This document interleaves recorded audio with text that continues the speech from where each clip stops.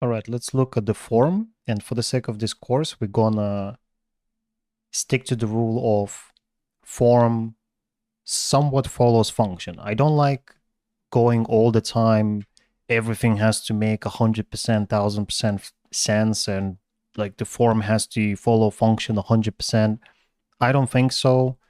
Uh, I enjoy the entire spectrum of the design where you can have stuff that makes absolutely no sense but just looks cool, right? That's completely valid. It's super fun, and we don't want to restrict ourselves. But if we want to make something grounded, meaning when people look at it, they understand what it is and they kind of believe that it might exist in the real world, even though it doesn't.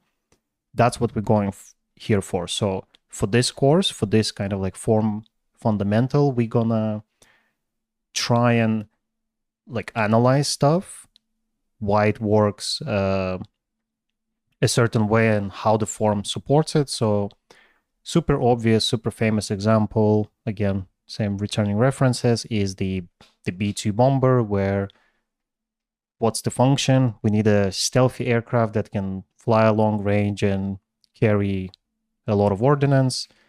And what's the form? Well, some very smart people did some smart math and they figured out that these forms and these shapes work really well with the stealth. So if we're designing, let's say, what's our function for a motorbike? We want a stealthy motorbike, like stealthy looking motorbike. Doesn't mean it's stealthy and it actually works, but maybe we just want to imply that it's stealth, so we can design a motorbike and maybe apply some of the cues and kind of like the reference, let's say, this plane. The reason why I'm bringing this plane up specifically, I think it's one of the most iconic and kind of most used stealth references on the planet. So if you design a stealth spaceship and you surface your spaceship in, in this like kind of like black coat of paint with this like white panel outlines and everything is angular, people will immediately associate it with B2 and they will be like, oh, that's a stealth spaceship. So you can use that to your advantage. That's a very, very fun and cool way to do design and to make sure that when people look at it, they kind of understand it. So they know that your stuff is stealthy. Here's another example of form follows function, which is again returning reference. Airbus wanted to move other planes inside of the plane, and instead of putting it outside, like the famous example of the Boeing 747, the one that carries the space shuttle on top of it. In this case, they literally made a giant cargo plane that can carry the wings or the fuselage parts between I guess, their assembly factories, and therefore the plane shape reflects that. So it's again a fun way to design stuff, because you could look at it and be like, okay, so what if we want to move even more parts, right? So let's just say Airbus in 50 years, they're like, oh, we're making so many planes, we need to like move this stuff much faster. So maybe you make a flying train, right? So maybe it's an airship. What if it's an Airbus airship connected to the other airship and it creates this like kind of like a I don't know, like a flying train system.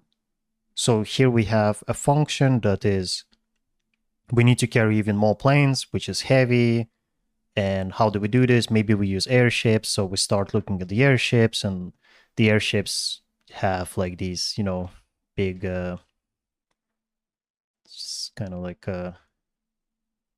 balloons filled with stuff, right? So like this is the kind of classic airship with the cockpit underneath. But we're in the future now, so maybe we don't need this shape. Maybe we can do like a different shape. Maybe it's multiple different compartments, right? So maybe you have a central compartment like this. Maybe you have a spherical compartment that connects to it. Just erase the old airship. Maybe you have a compartment here, and it's got this like vertical fins. Just do like, I don't know.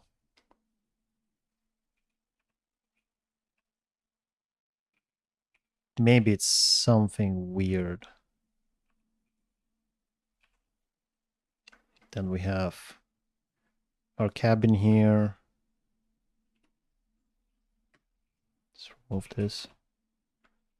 And when they carry parts, I don't know, they like they hang a container underneath. And the container underneath has all the parts that they want to carry. And then this is not a good example, but you get the idea, right? Like this doesn't matter, right? You can take the function, you can even take the form factor of this guy, and you can make it into something new and interesting. Like I'll leave that up to you, right? So yeah, form follows function. Let's look at some other examples of what we could do with form and like what could inform the form. In this case, we have the classic archetypes of like the Eastern Bloc tank right here and the Western Bloc tank right here. And in this case, the function is exactly the same. It's a tank, right? They just need to carry people inside, be armored, and have a gun. But the forms are very different. One is very kind of rounded and the turtle-like, and another one is very angular and very almost precise looking. And this could be down to, for example, different manufacturing methods where this tank was designed in a way where you need to add a lot of stuff on it. Just get the red marker here, right? So notice how like a lot of stuff is just like tacked on, just welded on, these extra armor pieces they just added, maybe because from the factory it just wasn't enough and they wanted to add more. So manufacturing informs how this thing looks, versus here there is stuff added on top, but it's not as much. Everything has a lot more precision, right? Like it's very sharp and angular, and usually in like video games or art, if something is very sharp and angular, that implies like a very advanced kind of like manufacturing level. I'm not saying that these two vehicles, like one does like, or countries in this case, whatever, has worse manufacturing techniques, but you can start thinking about it that way. So if you design something in your world, maybe your vehicle is manufactured by, like, I don't know, a nation that is highly advanced and has crazy tools, 3D printing, AI, and that will inform how your form looks like, right? You can keep the function the same, or maybe it can even affect the function. I don't know, that's up to you. But the thing I'm trying to bring here is that the same function can have different form purely because of different manufacturing methods as well as different needs. Maybe in this case, for example, this tank, they just like they have a different way of like their war doctrine or whatever is completely different, and this is how they needed to design their stuff. So it can be swapped, modified. Maybe it's a variant that can be exported somewhere else. So in order to, let's say, export it to a different country, they would need to remove something. So they designed the vehicle so that you don't need to remanufacture it from scratch, but you can just add or remove pieces.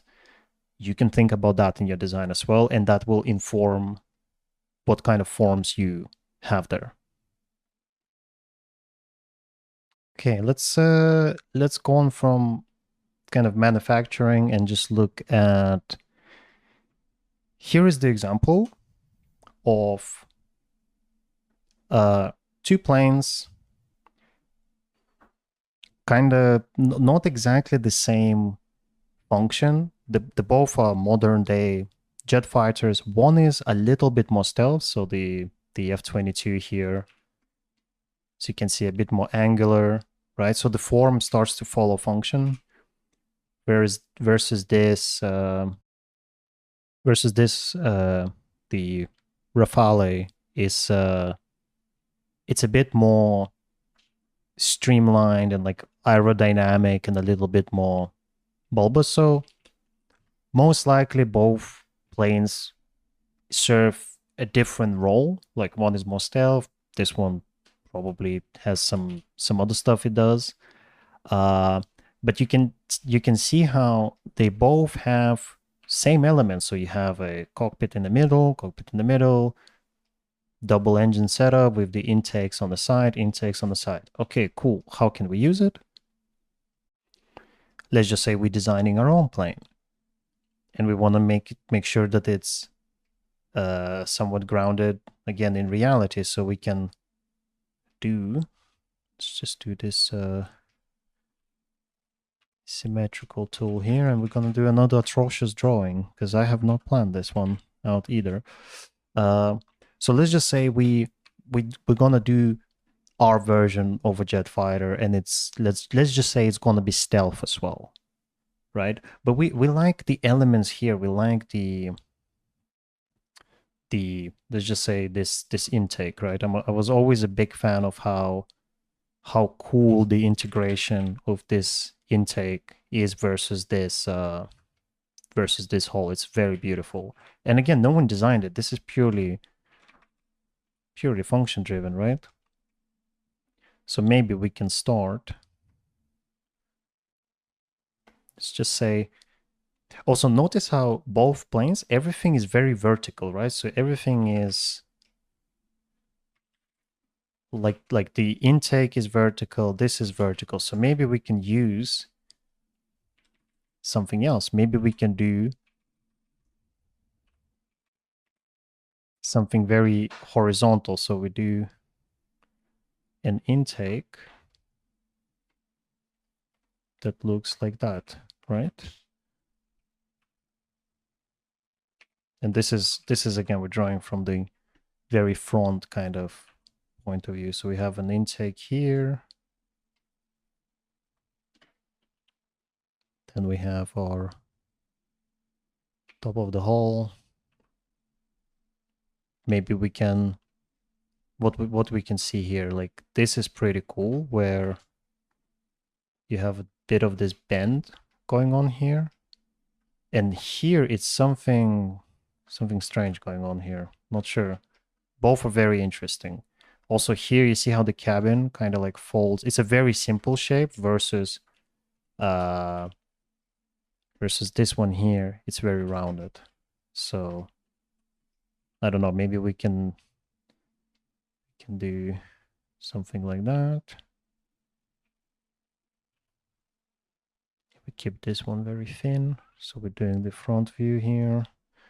It's got this bulbous sensor and like the other stuff sticking out. Super interesting. We maybe don't want to use that, and maybe we want to do a bit more stealthy here as well.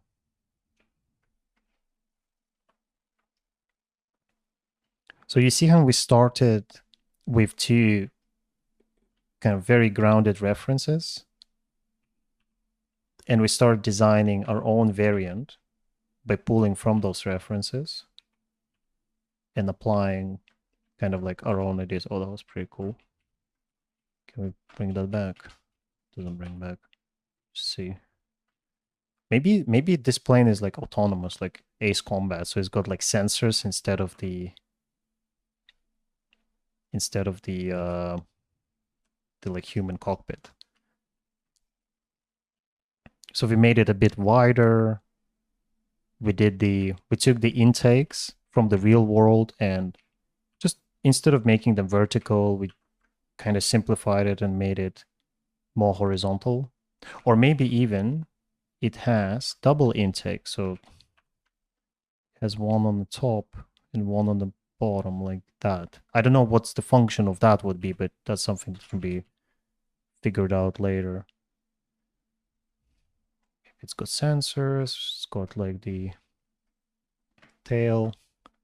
Again, this was very kind of unplanned, but I just wanted to show how we can take existing function and kind of like existing references and start immediately applying it to our fictional design. And we're not exactly reinventing anything here. We just kind of restylizing and adding our own take to it. So maybe this is not the best example. And for those who listen to this, who've done concept art for a while, they're like, duh, this is obvious. This is for those who not really sure how to approach something like that. So this is one example. Let's do another example in the same vein. And we have a returning reference here, which is our scraper. So let's just say we don't want to do military stuff. We just want to do something that's more like civil, and like maybe we're doing something industrial, and let's say we're doing it on a large scale, and instead of slightly changing something this time, we're going to change it a lot. So we're going to keep the function. It's still like scraping the ground, but the form will be changed a lot. So here I quickly brought in this reference here, which is a NASA crawler. So you put the space shuttle rocket stuff on top of it, and it moves it from, I guess, like hangar to the launch platform. So like a very big machine, right? So okay, what if we combine that with the scraper? So I'm gonna do this is the top-down sketch. So we're looking at this potential machine from above. So what are we gonna take? We're gonna take the function it scrapes. What do we want to change? In this case, I want to, instead of it being kind of very long front to back design like this, what if it's very wide? What if it's a machine on a new planet and you need to collect, or I don't know, scrape off a lot of dirt on a very large surface? So maybe our scraper, let's just say it's gonna be very wide, right? Those who are familiar with the Homeworld franchise, they will probably see where I'm going here. It's kind of like inspired subconsciously a little bit by that game. The Desert of Karak, they have these huge machines, kind of similar to this one. But anyway, so we have a scraper, and then on the sides, right, we're gonna have, and this is very simplified. This is just like it's a napkin sketch, right? It's a quick idea. And we have threads right on the side. So it's these guys, but from above. Because it's so big and heavy, we don't really want to make it on wheels, right? Maybe we want to make it on the treads, so it's nice and heavy. So it's got this. So it's got on the sides, it's got like, let's say, the command units, and let's just say it's like maybe 100 meters long. Let's turn off the symmetry. Let's just say it's 100 meters, not long, but wide in this case, right? It's huge. So the dirt would go in, it collects in this entire bucket, and maybe it's got a system, right? So let's say it's got a conveyor belt, like the combine harvester. So if you ever seen a combine harvester at work, it collects stuff and then it kind of spits out the grain into the truck that goes on the side. So maybe in this case we have, so the machine moves this way, scrapes the dirt into this kind of like big container. Maybe it's got like teeth here to chew through the hard interplanetary rock that smaller machines can't get through. So maybe it has that. Then the rock collects here. There's a conveyor belt and it just gets spewed on the side. So as the machine goes, it creates a flat surface behind it and it spews the rock on the side, and then some other machine collects it. So we got carried away here a little bit. But this is I wanted to give a very practical example of how to use the function, and then how can we change the form, because like the form doesn't mean you have a shape that is like, I don't know, like angular or not angular. It doesn't only mean that. It can mean like the entire assembly, how the entire thing is even put together can change the form. And then on top of that, let's just say we go through this with this. Let's just say we design this machine, but we don't like this yellow modern day kind of caterpillar look, or we don't like this gray crawler look. Well, we can push the forms further. Maybe it's a military vehicle, right? Maybe we're like, I don't want a civil, I want a military. Maybe we like add some turrets to it, paint it like drab green or brown, and add some slanted armor that will change its form. Or maybe we want to go retro sci-fi. Maybe this whole thing is just has a little bit more soft retro shapes, muted colors. Maybe it's got some chrome on it for some reason, right? Maybe the whole thing is biomechanical and it's got like grooves on it which further add to the form, right? The point is that we have our function and then we can layer in the form that will eventually become the style. Or you can literally go directly. You can just take like, okay, the style is this. The style is modern day caterpillar. Make this whole thing yellow. Put like a fake caterpillar logo on it. It's just a bigger version of this thing. That can also be done, and then you already have a lot of the forms and like the detail and reference. You can reference from here directly, right? So it's pretty easy. But yeah, so that's a little bit about form, and let's just recap real quick, right? So for this course, form follows function. Let's just try to stick to that. If you feel brave or if you have enough experience in this industry, try something crazy. We looked at some examples where it's like the planes, and we also looked at maybe it's a different manufacturing, right? And we also looked at the fact that you can add a different style to it to improve or change or do a different form on your design. Just for this course, make sure it's based on some sort of function, and it's kind of